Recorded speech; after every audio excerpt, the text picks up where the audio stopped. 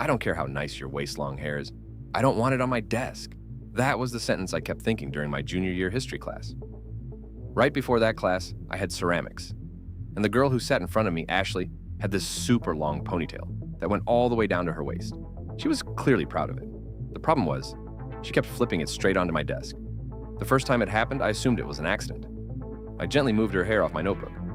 She immediately spun around and snapped, "Don't touch my hair! What's wrong with you?" The whole class looked at me like I'd done something terrible. So the next time it happened, I didn't touch it. I just asked nicely, "Hey, could you keep your hair on your own desk?" She rolled her eyes and said, "It's just hair. Stop being dramatic." And our teacher, Mr. Wells, was the kind of teacher who ignored anything that wasn't interrupting his lecture, so complaining wouldn't have done much. But then I remembered something. Ceramics class allowed us to bring projects between classes if we were still working on them. So the next day in ceramics, I made a throwaway piece, just a flat slab of clay, nothing important. But I kept it really wet. Before history class, I even added more water until it was basically soft gray sludge. Then I set it on my desk, exactly where Ashley's hair always landed. About 10 minutes into class, she did her usual move. Without even looking, she flipped her ponytail back, and it landed directly in the wet clay. Splat! She reached forward to pull her hair back like she always did, but this time it didn't move. She tugged again, then froze. When she touched her ponytail, her fingers came away covered in gray clay. "Oh my God, what did you do?" she yelled.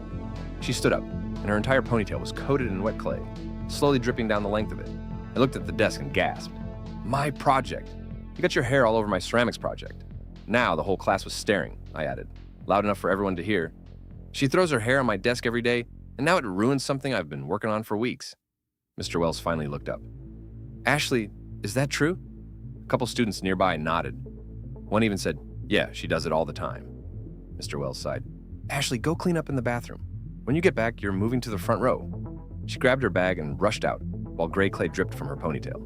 Apparently, she spent almost 20 minutes in the bathroom trying to wash it out. And here's the thing about clay. Once it starts drying in hair, it sticks. You have to scrub it out strand by strand. The next class, Ashley switched seats without saying a word. She never flipped her hair onto my desk again. And she didn't talk to me for the rest of the year. Mr. Wells never asked about my ceramics project either. Honestly, I think he knew exactly what happened. He was just happy the problem was finally solved.